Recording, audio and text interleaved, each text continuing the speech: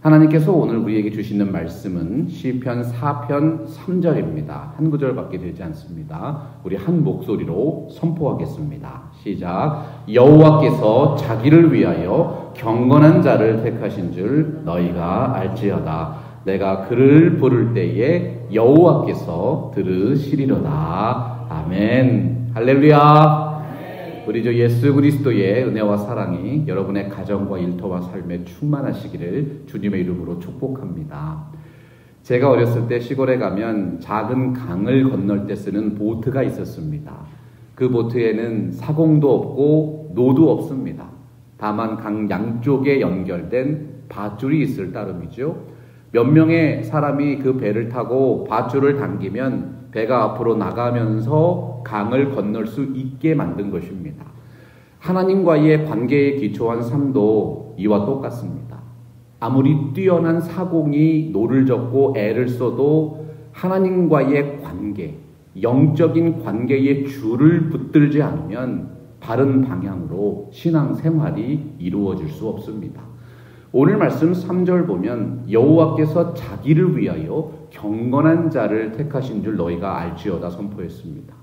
시편 4편의 경건한 자는 시편 1편이 말씀한 복 있는 사람의 구체적인 모습입니다. 경건한 자는 히브리어로 하시드입니다. 하시드는 헤세드에서 나온 말입니다. 시편 4편이 말씀하는 경건한 사람은 하나님의 언약적인 사랑인 헤세드의 축복을 누리고 있는 사람을 의미하는 것입니다. 하나님과의 관계를 진실하고 성실하게 지켜가는 분이 하나님과의 사랑의 관계를 누리고 있는 사람, 경건한 인생입니다. 기독교의 신앙은 하나님과의 관계에 기초합니다. 능력이 있는 기도는 살아계신 하나님과의 친밀하고 내밀한 대화지요.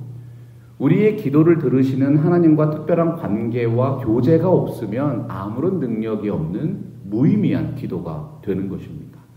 3절에서 어떻게 말씀하고 있습니까? 내가 그를 부를 때에 여호와께서 들으시리로다. 세상에는 수많은 종교가 있고 다양한 기도의 문화가 있습니다.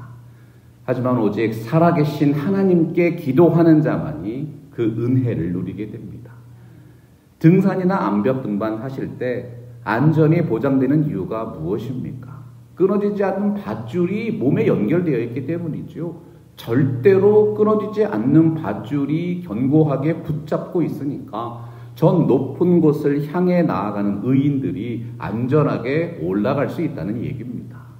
하나님을 의지한다는 것은 하나님과의 관계의 밧줄을 꽉 붙들고 매달려 있는 삶과 같습니다. 이 땅에 있는 모든 인생들은 수없이 많은 것들에 매달려 살고 있습니다. 그러나 그것들은 영원토록 견고하고 안전한 줄입니까? 혹시 썩어서 없어지는 썩은 동아줄은 아닌지요? 끊어지지 않는 밧줄에 매달려서 산을 타면 안전하게 정상까지 올라갈 수 있습니다. 영원히 끊어지지 않는 구원의 밧줄, 하나님과의 영적인 관계입니다. 우리의 삶을 강하고 견고하게 붙들어 주시는 분이 계십니다. 하나님과의 영적인 관계를 삶으로 누리며 살아가시는 놀라운 경건의 영성이 성도 여러분들의 마음과 삶에 충만하게 되시기를 예수님의 이름으로 축원합니다. 인생이 경건한 이유가 무엇인가? 우리 더욱 깊이 묵상해 보겠습니다. 시편 4편 1절 한번 같이 읽어볼까요? 시작. 내 의의 하나님이여 내가 부를 때에 응답하소서.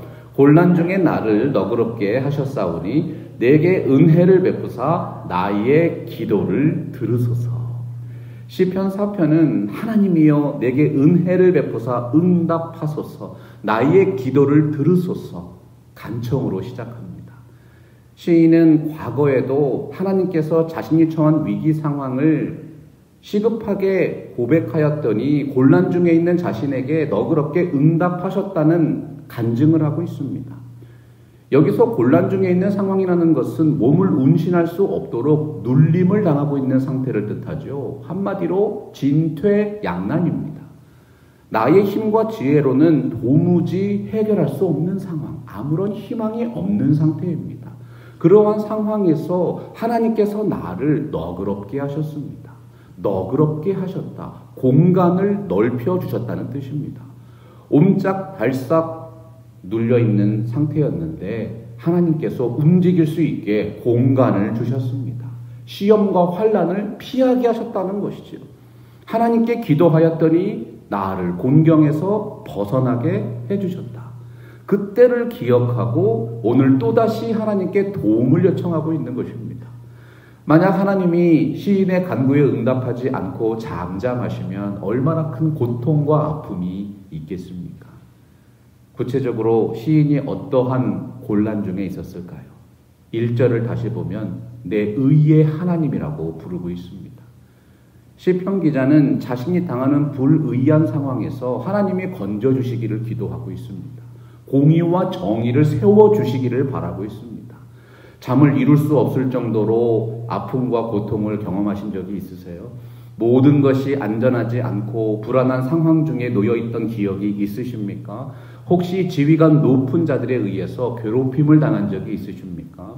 시편 4편의 시인의 표현을 통해서 우리는 살아계신 하나님께 우리의 어려움을 토로하는 영적인 원리를 배울 수 있는 것입니다.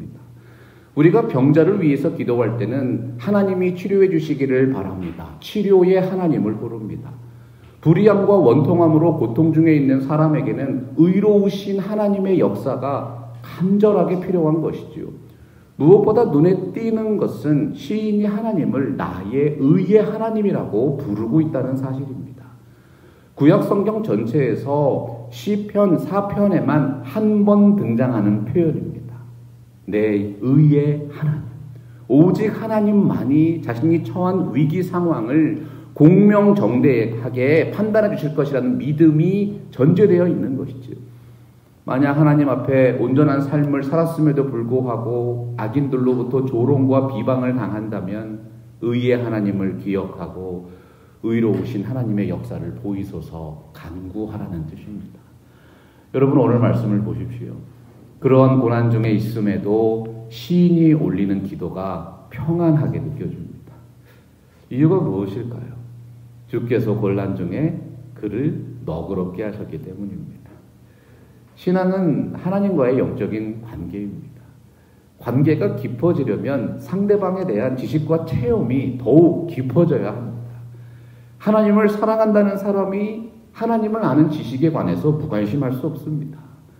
하나님을 예배한다는 사람이 하나님과 동행하는 순종의 체험을 가벼이 여길 수 없습니다. 오늘 시편 4편의 시인은 고백을 하고 있는 것입니다. 그 의의 하나님이 언제나 나와 함께 동행하고 계셨다. 하나님께서 예레미야서 33장 3절에서 약속하셨죠. 너는 내게 부르짖으라. 나는 너에게 응답하리라. 하나님과의 체험적 관계에 대한 믿음이 강하면 강할수록 여러분들의 기도에 간절함과 평안함이 충만하게 될 것입니다. 이러한 큰 은혜를 누리고 사는 시인이 자신을 박해하는 불의한 자들에 대해서 담대하게 충고를 합니다. 인생들아, 어느 때까지 나의 영광을 바꾸고 욕되게 하며 헛된 일을 좋아하고 거짓을 구하려는가? 여기서 말씀하는 인생들을 직역하면 남자의 아들들입니다. 남자의 아들들은 메소포타미아와 이집트에서 권세 있고 부유한 귀족 계층을 가리키는 말이었습니다. 구약 성경 보면 사람의 아들들이라는 표현이 또 나옵니다. 남자의 아들들과는 대조되는 표현이죠. 아주 낮고 천한 계층을 부를 때 사람의 아들들이라고 불렀어요. 여러분 어떤 뜻이에요? 시편 4편을 기록한 시인은 권력과 부를 가진 귀족들에게 고통을 당하고 있었다는 것입니다. 그 권력자들이 연약한 시인의 명예와 인권을 땅에 짓밟고 그에게서 각종 거짓말로 가난한 자의 소유까지도 착취했던 것이죠. 그런데 여러분 시편 4편의 기록자가 누구인지 아세요? 하나님이 세우신 왕, 다윗 왕이 지은 시편입니다. 당시 이스라엘에서 왕만큼 권위 있고 영광스러운 직분이 어디 있습니까? 그러나 당시 이스라엘에도 세상의 권력자들이 있었습니다. 그들은 심지어 하나님의 존재를 의심하고 하나님이 기름 부어 세우신 왕의 직분의 영광을 조롱하고 멸시할 정도로 교만하고 사악한 인생들이었다는 것입니다. 그 어리석은 인생들이 왕의 영광까지 수치로 바꾸고 있었다. 하나님을 참으로 사랑하는 이들은 하나님의 영광의 이름이 멸시받는 것을 자신의 수치와 고통으로 여깁니다. 시인의 심적인 고통이 무엇이었을까요? 인생들이 그 헛된 우상을 숭배하기 위해서 하나님의 눈과 귀 앞에서도 거짓을 자랑 삼아 섬긴다는 것입니다. 시편이 강조하는 악인들의 공통적인 특징은 하나님이 없다고 주장하는 영적인 무지와 교만입니다. 그들이 정말로 신이 없다고 생각한 것은 아닙니다. 오히려 하나님의 존재를 충분히 알고 있으면서도 하나님의 통치로부터 독립을 주장했습니다. 하나님의 계명을 족쇄로 여겼습니다. 세상적인 자유를 누리고자 하나님을 버렸던 것이죠.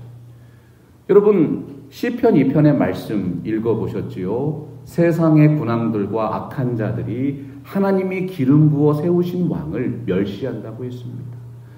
어떤 면에서 그런 사람들은 무신론자들보다도 더 악한 자들이라고 할 수 있습니다. 왜냐하면 하나님의 존재를 인정하면서도 의도적으로 하나님의 통치를 거역하고 있기 때문입니다. 그래서 시인은 그들이 하는 일은 헛된 일이며 거짓을 따르는 악한 자의 길이라고 충고하고 있습니다. 하나님은 경건한 자들의 편이 되어주시고 경건한 사람들의 기도를 들어주십니다. 여호와께서 자기를 위하여 경건한 자를 택하신 줄 너희가 알지어다. 내가 그를 부를 때에 여호와께서 들으시리로다. 너희는 떨며 범죄하지 말지어다. 자리에 누워 심중에 말하고 잠잠할지어다. 셀라. 경건한 자는 하나님과의 언약을 믿음과 소망과 사랑을 통해서 성실히 지켜가는 사람입니다. 그러한 복 있는 사람의 회중에 시인이 포함되어 있습니다. 불의한 인생들은 바로 이러한 참된 신앙이 없기 때문에 영광을 수치로 받고 헛된 것을 사랑하고 경건한 자의 모임에 속하지 못하게 됩니다. 여호와께서 자기를 위하여 경건한 자를 택하신 줄 너희가 알지어다. 택하셨습니다. 구별해 놓으셨다는 뜻입니다. 성도가 무슨 뜻이죠? 거룩하게 구별된 분들이라는 뜻입니다. 하나님께서 하나님의 영광을 위하여 경건한 자들을 택하여 거룩하게 구별하신 것이죠. 구별된 사람들은 구별된 마음과 구별된 생각과 구별된 삶의 양식을 가지고 살아가야 합니다. 군인은 군복을 입을 때 군인답고 의사는 의사 가운을 입어야 더욱 빛이 나는 것 아니겠어요? 오늘날의 성도들은 예수 그리스도로 옷을 입은 사람들입니다. 여러분들의 삶을 통해서 아름다운 그리스도의 마음과 생각과 성품과 삶을 닮아가는 거룩한 성화의 모습이 나타나기를 기도하는 것입니다.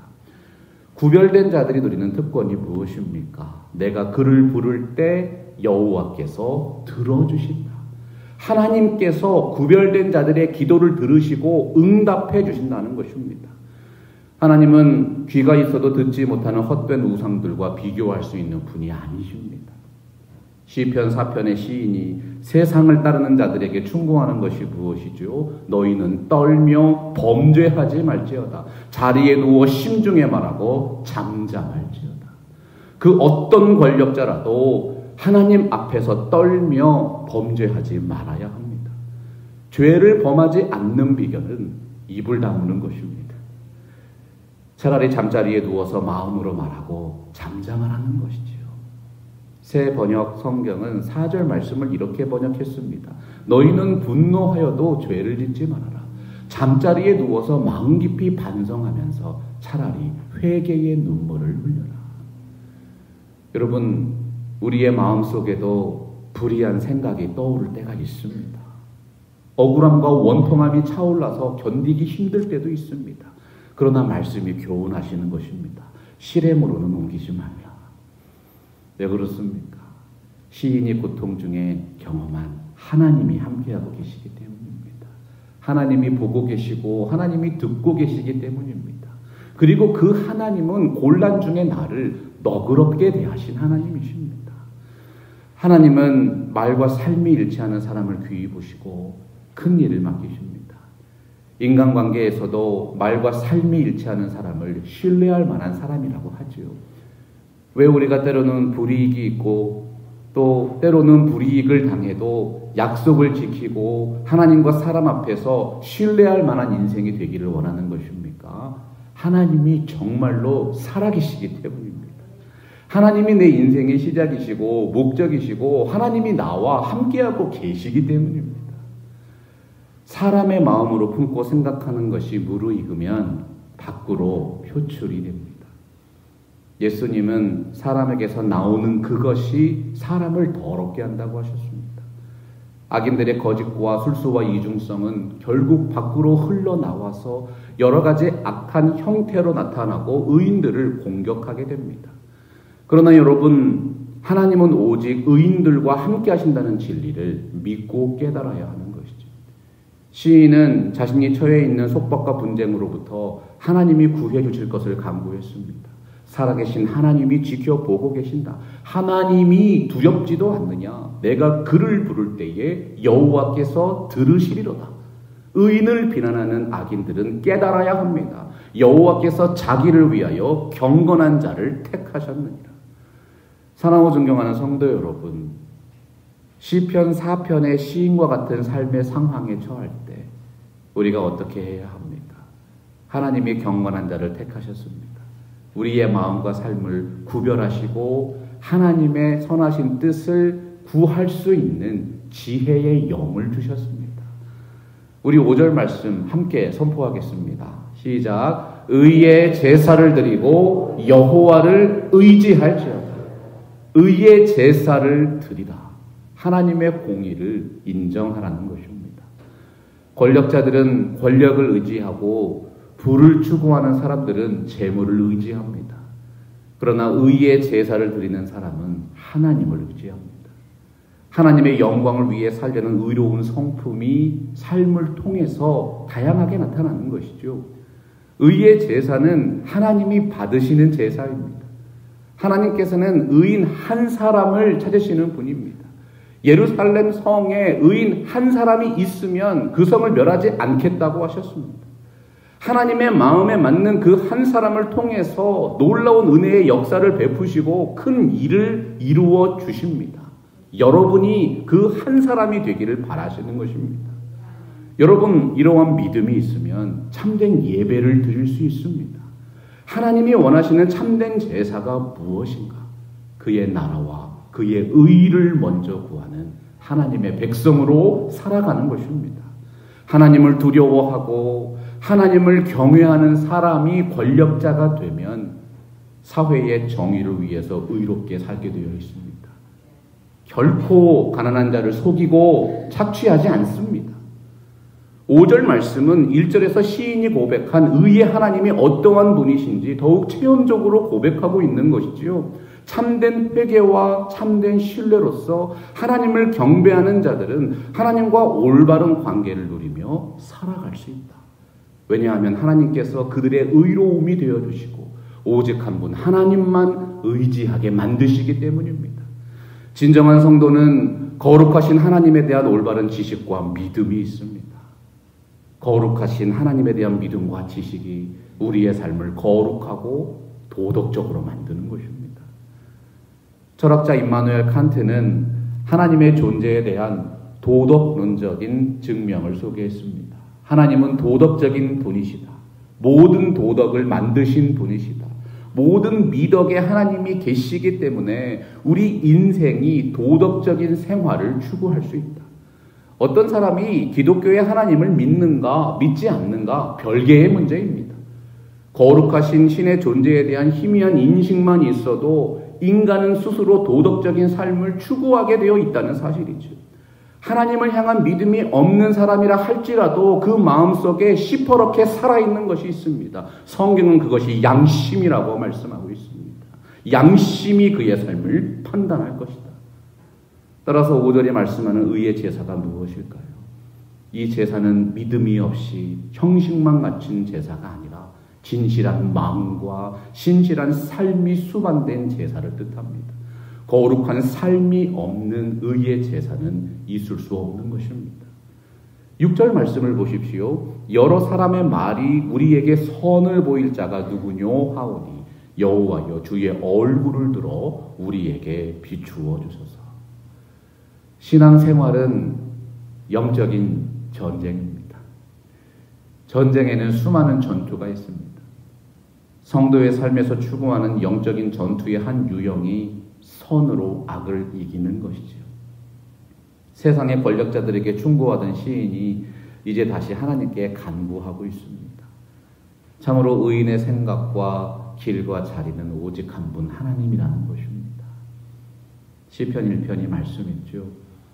복 있는 자가 추구하는 삶은 고독하고 외로울 수 있습니다. 자기와 같은 처지의 사람들이 토로하는 탄원의 기도를 올립니다. 누가 우리에게 선을 보이겠느냐? 시편이 말씀하는 공동체의 선은 가난한 자들에게 생활에 필요한 먹을 것을 공급하는 선행을 의미하는 경우가 많았습니다. 성경이 교훈하는 것이 무엇일까요? 가난하고 비참한 사람들이 생존에 필요한 먹을 것도 없다고 탄식하고 아무도 자기를 도울 사람이 없다고 좌절하는 공동체는 하나님의 의로움이 이루어지는 공동체의 선이 사라진 상태라는 것입니다. 사람들이 실망과 좌절 속에서 탄식하지만 아무도 그들을 도와주지 않는 공동체. 제 아무리 부요하고 풍요로워도 선한 공동체가 아니라는 뜻입니다. 시인이 간청하죠. 여호와여 주의 얼굴을 우리에게 비추소서. 그 연약한 인생들을 향하신 긍휼과 믿음의 손길을 놓지 말아야 하는 것입니다. 시편 1편에도 동일한 말씀이 담겨 있습니다. 복 있는 사람이 과연 누구인가? 여호와의 율법을 즐거워하여 그 율법을 주야로 묵상하는 사람이라고 했습니다. 참으로 진실로 하나님의 말씀을 주야로 묵상하는 사람이라면 착하고 의롭고 진실하게 살아간다는 것입니다. 날마다 말씀을 묵상하고 스스로를 돌아본다는 사람이 세상 속에서의 삶에서 사람들에게 못되게 굴고 불의한 일을 행하고 거짓말을 행할 수 있겠습니까? 바로 그러한 악한 마음과 삶에 대한 결과로서 악인들에게 하나님의 심판이 임하고 의인들에게는 하나님의 축복이 주어진다고 강조하는 말씀이 시편 말씀입니다. 의인들의 길은 하나님이 인정하시지만 악인들은 망하리로다. 시편의 의인은 경건한 사람입니다. 경건한 자는 하나님이 택하신 사람입니다. 하나님께 그 불의와 죄가 가리워진 인생이 복이 있다고 했습니다. 하나님이 여러분을 택하셨고 그 모든 허물을 감추어 주셨습니다. 예수 그리스도의 은혜와 영광을 찬송합니다. 세상 속에서 활보하는 악인들의 현재 모습만을 보면 형통하고 부요한 자유인처럼 보입니다. 그러나 여러분 성경 말씀을 묵상하십시오. 하나님이 그들과 함께하지 않는다는 사실을 기억하셔야 합니다. 인간의 생각은 어떤 식으로든 밖으로 표출됩니다. 악인들의 생각은 악한 행실로 나타나고 경건한 자들의 생각은 거룩한 행실로 나타납니다. 사람 앞에서는 숨길 수 있어도 하나님 앞에서는 아무것도 숨길 수 없습니다. 하나님이 없다고 생각하는 사람은 거룩한 심판자에 대한 인식이 없기 때문에 거짓말을 합니다. 남을 속이고 부당한 유익을 취해도 일말의 양심의 가책이 없는 것이죠. 그런 자들의 삶은 결국 썩어 없어지는 땅에 속한 것입니다. 하나님과 아무런 상관이 없는 썩은 인생이 되는 것입니다. 사랑하고 존경하는 성도 여러분, 어디에서 참된 평안을 찾으십니까? 시편 4편을 기록한 다윗 왕은 부와 권력이 평안의 이유가 아니라 하나님만이 주실 수 있는 평안에 대해서 말씀하고 있습니다. 7절 말씀이죠. 우리 한번 같이 읽어볼까요? 시작. 주께서 내 마음에 두신 기쁨은 그들의 곡식과 새 포도주가 풍성할 때보다 더하니. 대부분의 사람들은 곡식과 새 포도주가 풍성해야만 평안과 기쁨을 누립니다. 집에다 포도주 가득 채워놓고 마음의 평안을 누린다고 고백하는 사람도 있습니다. 그런데 시인은 풍요한 삶이 주는 평안보다 하나님께서 주시는 평강이 더 크다고 고백하고 있는 것입니다. 이것이 경건한 자들의 특징입니다. 어떤 분들은 경건이라는 말이 어렵고 부담스럽다고 하십니다. 목사님, 경건한 삶이 무엇입니까? 세상을 떠나서 산으로 들어가고 종교적인 수양을 쌓으면 경건해지는 것이지요. 하나님이 택하신 경건한 인생에는 진정한 자유와 평강이 있습니다. 경건이 무엇일까요? 내가 경건한 삶을 살고 있다는 체험적인 증거가 무엇일까요? 주께서 내 마음에 두신 기쁨이 있습니다. 그 기쁨이 얼마나 큰지 곡식과 새 포도주가 풍성할 때보다 더하다는 것입니다. 하나님이 내 마음속에 주신 그 기쁨이 있는가? 날마다 확인하며 살아야 하는 것이죠.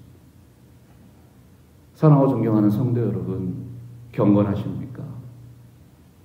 경건한 삶을 살고 계십니까? 우리 다 함께 8절 말씀 마음에 새기면서 선포해 보겠습니다. 시작. 내가 평안히 눕고 자기도 하리니 나를 안전히 살게 하시는 이는 오직 여호와이십니다. 여러분, 이것이 진정으로 경건한 인생의 신앙 고백입니다. 눈 뜨면 코 베어가는 세상이라고 하십니다. 믿을 만한 사람이 없고 의지할 것도 없습니다. 참으로 나그네와 같은 인생길입니다. 그러나 하나님은 그 사랑하시는 이에게 잠을 주십니다. 어떠한 상황에서도 하나님을 믿고 의지하는 경건한 인생길에는 진정한 평안과 안식이 있는 것이죠. 여러분, 단잠을 자고 계세요? 우리가 단잠을 잔다는 표현을 합니다. 잠을 자는 것이 얼마나 좋으면 잠이 달다고 표현을 하겠어요. 그런데 성경 말씀 보면 그 꿀같이 단 잠이 경건한 인생에게 주시는 하나님의 선물이라고 했습니다. 영혼의 평강은 하나님만이 주실 수 있는 영적인 선물입니다. 사랑하고 존경하는 성도 여러분들의 마음과 삶에 하나님이 친히 주시는 꿀잠이 임하기를 주의 이름으로 축원합니다. 아무리 누워서 청해도 잠이 오질 않습니다. 뜬 눈으로 밤을 새우는 사람에게 잠이 얼마나 소중한가 물어보세요. 오늘 말씀에 시인이 누리는 평안이 무엇인지 우리는 이해할 수 있습니다. 권력자들은 불의와 거짓을 통해서 부를 추구하고 가난한 사람들을 착취합니다. 그들은 부와 권력을 통해서 삶의 안전과 평안을 찾고 있습니다. 가난하고 힘없는 대다수의 사람들은 어떻습니까? 먹고 자고 사는 문제가 해결돼야지만 마음이 안심이 되고 평안을 누립니다.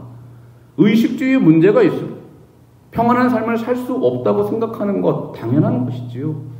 그런데 7절과 8절 말씀의 시인을 보십시오. 심지어는 그 양식이 넉넉하지 못해도 하나님이 주시는 평안을 누리고 있다고 고백합니다. 와우, 어떻게 그럴 수 있을까? 삶의 상황을 받아들이는 신앙의 관점이 다르기 때문입니다. 하나님이 주시는 평안은 하나님이 함께 하실 때 하나님의 임재를 통해서 주어집니다. 하나님께서 그의 종들을 세우시고 사명을 주십니다. 두려워 떠는 그들에게 약속을 하셨습니다. 내가 세상 끝날까지 너희와 항상 함께 있을 것이다. 하나님이 우리 인생의 주인이십니다. 하나님 아버지께서 하늘과 땅을 만드셨습니다. 하나님이 나의 삶의 모든 것을 주관하고 계십니다. 그 하나님이 영원토록 나와 함께하고 계십니다. 이스라엘 백성들을 구원하러 애굽으로 가기를 두려워하는 모세에게 말씀하셨습니다. 내가 반드시 너와 함께할 것이다. 사사시대의 용장 기드온은 어땠어요? 나는 지극히 약하고 작은 자라고 두려워 떨었습니다. 그 기드온에게도 하나님께서 때를 따라 보여주시는 기적으로 함께하셨습니다. 이방민족의 선지자로 세움을 받고 두려워하는 예레미야에게도 하나님은 내가 너와 함께하여 너를 구원할 것이라고 선언하셨습니다.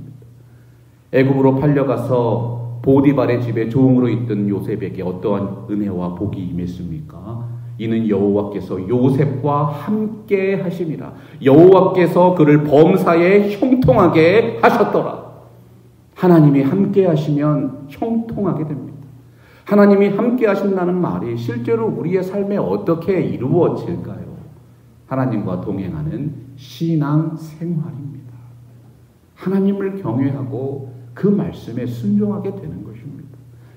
동행은 함께 걸어가는 삶이지요. 동행자는 인도자와 보조를 맞추어 걸어야지만 넘어지지 않고 바르고 안전한 길로 행복한 여정을 이루어 나갈 수 있습니다. 여러분, 놀랍게도 이것이 성경이 말씀하는 경건한 삶입니다. 하나님과 보조를 맞추십시오. 하나님과 보조를 맞추시려면 하나님의 뜻을 깨닫고 그 뜻대로 살아가야 합니다.